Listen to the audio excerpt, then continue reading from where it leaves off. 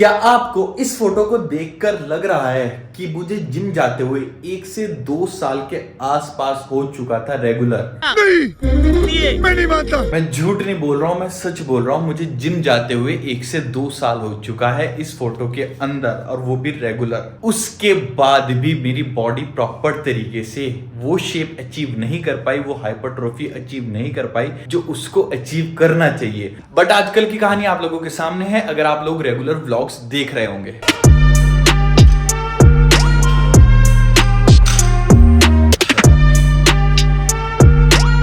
और इसी तरह मेरे बहुत सारे भाई लोग होंगे जो जिम के अंदर बहुत दबा के मेहनत कर रहे होंगे, बहुत ज्यादा लोहा उठा रहे होंगे, बट उसके बाद भी वो शेप नहीं आ पा रही होगी जो शेप वो चाहते होंगे। अब क्यों नहीं आ पा रही है, इस वीडियो के अंदर मैंने डिटेल में यही सब बात कर रखी है, तो इस वीडियो को ध्यान से पूरा देखना, ईयरफोन्स लगा लो।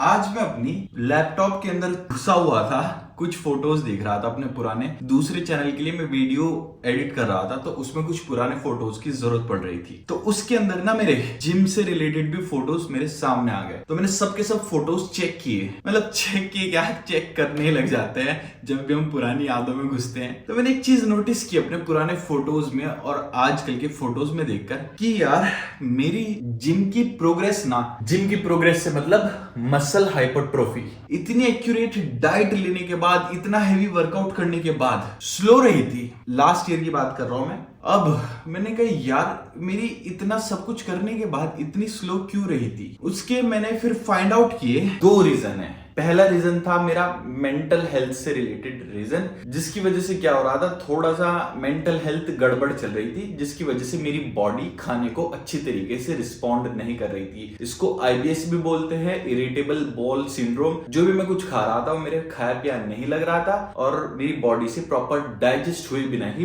बाहर आ रहा था, जिसकी वजह से मेरी जिम की प्रोग्रेस के अंदर हिंड्रेंस आ रही थी। दूसरा जो है वो भी एक तरीके से मेंटल हेल्थ से रिलेटेड ही है, बट किसी को मेंटल हेल्थ रिलेटेड प्रॉब्लम नहीं है, किसी को ईगो की भी प्रॉब्लम है। ये मेंटल हेल्थ में शायद आ जाएगा हमारा ईगो भी, या कहेंगे कि बचपना से मेरा मतलब जैसे कि हम जिम में होते हैं ना, जिम में ना हम अपना वर्कआउट ना आजकल स्पेशली ऐसा हो रहा है कि खुद करने की जगह ना दूसरों को दिखा रहे हैं, या तो इंस्टाग्राम की रील्स बना रहे हैं बहुत ज्यादा हैवी वेट चलाकर, या जिम में आसपास के लड़कों को दिखा रहे हैं कि मैं ना तुम्हारे से ज्यादा लिफ्ट कर सकता हूं। अब ज्यादा लिफ्ट करने के अंदर क्या होता है, प्रॉपर तरीके से लिफ्ट नहीं होता और माइंड मसल कनेक्शन नहीं बन पाता, जिसकी वजह से मसल हाइपरट्रोफी अचीव नहीं हो पाती। बट मेरे साथ ये वाली प्रॉब्लम थोड़ी सी कम थी। मेरे साथ प्रॉब्लम दूसरी जो थी वो थी कि मेरा ध्यान जिम के अंदर नहीं लग पा रहा था। ध्यान इसलिए नहीं लग पा रहा था, पिछले साल मैं बहुत ज्यादा मेंटली डिस्टर्ब चल रहा था। उसी की वजह से मैंने क्या किया था, मैंने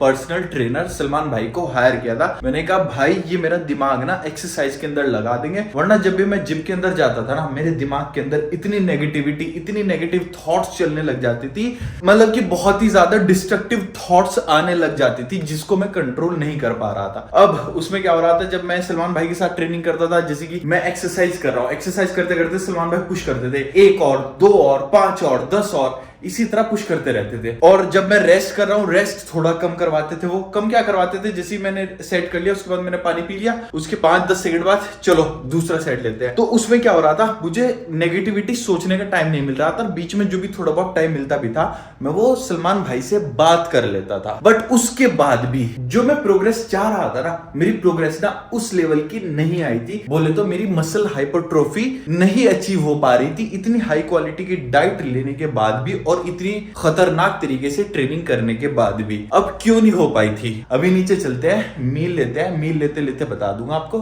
क्यों नहीं हुई थी।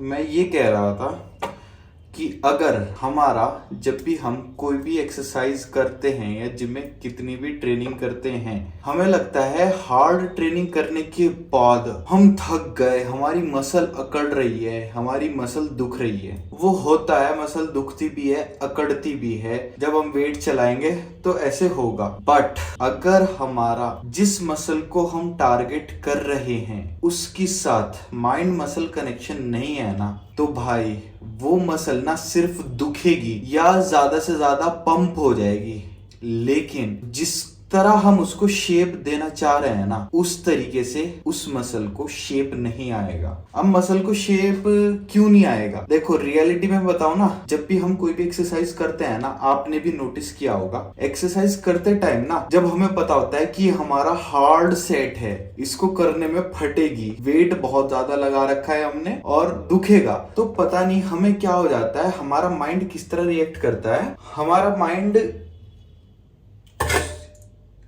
उस पेन से ना बचने की कोशिश करता है, और उस पेन से बचने के लिए ना हमारा माइंड पता है क्या करता है, पूरी बॉडी के अंदर ना ऐसे स्प्रेड कर देता है उस सेट को, जो भी हम कर रहे हैं। जैसे कि अगर हम बाइसेप्स कर्ल्स कर रहे हैं, तो बाइसेप्स कर्ल्स करते टाइम ना वो हमारा बॉडी के अंदर ऐसे स्प्रेड कर देगा वेट को। थोड़ा सा हम टांगों से पुश करेंगे और फिर थोड़ा सा कमर से, लोअर बैक से पुश करेंगे, थोड़ा सा कहीं से, थोड़ा सा कहीं से, इस तरह करके हम अपने पूरे हैवी सेट को निकाल तो देते हैं, लेकिन उसमें क्या होता है, हमें पंप भी फील होता है, हमें लगता है भाई कितना खतरनाक सेट किया है, कितना हैवी पंप हो रहा है बाइसेप्स। लेकिन at the end of the day क्या होता है, वो सिर्फ और सिर्फ पंप होता है। जो शेप हमें चाहिए होती है वो शेप कभी भी नहीं आती, हमें सालों ट्रेनिंग करते हुए हो जाएंगे। तो इसका सॉल्यूशन क्या है? तो मेरे भाई इसका सॉल्यूशन ये है कि एक तो हमें कम वेट चलाना है, मतलब कि कम नहीं चलाना, इतना वेट चलाना है कि जिस वेट से हम भागे नहीं, एक्यूरेट चले वो वेट हमारा।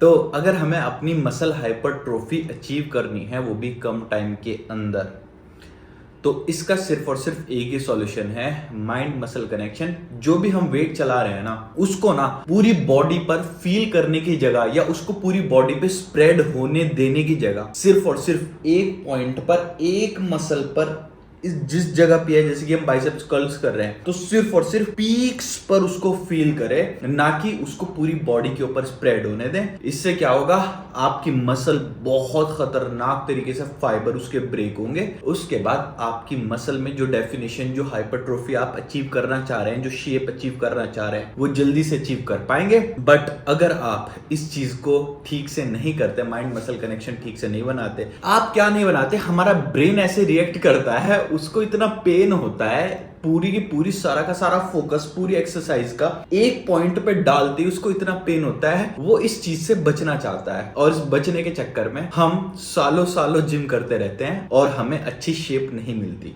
तो इसको मेरे भाइयों ध्यान रखना, सालों सालों अपना जिम में टाइम वेस्ट करने की जगह, क्योंकि मुझे लगता है मैंने अपना टाइम बहुत ज्यादा वेस्ट किया है, ठीक तरीके से ट्रेनिंग नहीं की है। इससे बचने के लिए माइंड मसल कनेक्शन और फोकस इतना जबरदस्त कर लो कि आपको जो रिजल्ट 6 महीने में, 1 साल में, 2 साल में आने वाले हैं, वही रिजल्ट्स आपको 3-4 महीने के अंदर आने लग जाएं। सो दैट्स इट मेरे प्यारे भाइयों, ये थी हमारी आज की बहुत ज्यादा इंपॉर्टेंट वीडियो, क्योंकि जो भी मेरा भाई मेरी रिजल्ट्स वगैरह को या मेरी गेनिंग सीरीज को फॉलो कर रहा है, उसको बहुत ज्यादा काम में आएगी, क्योंकि गेनिंग के टाइम पर हमारे अंदर बहुत ज्यादा हम डाइट वगैरह ले रहे होते हैं, कैलोरी सरप्लस में होते हैं, तो जान होती है इन सबको झेलने की। बट जब हम कटिंग के टाइम पर होते हैं ना, कटिंग के टाइम पर तो हमारा बस जीना ही बेहाल हो जाता है। मतलब कि हमें ऐसा लगता है कि हमारा वजूद क्या है, हम पैदा ही क्यों हुए थे।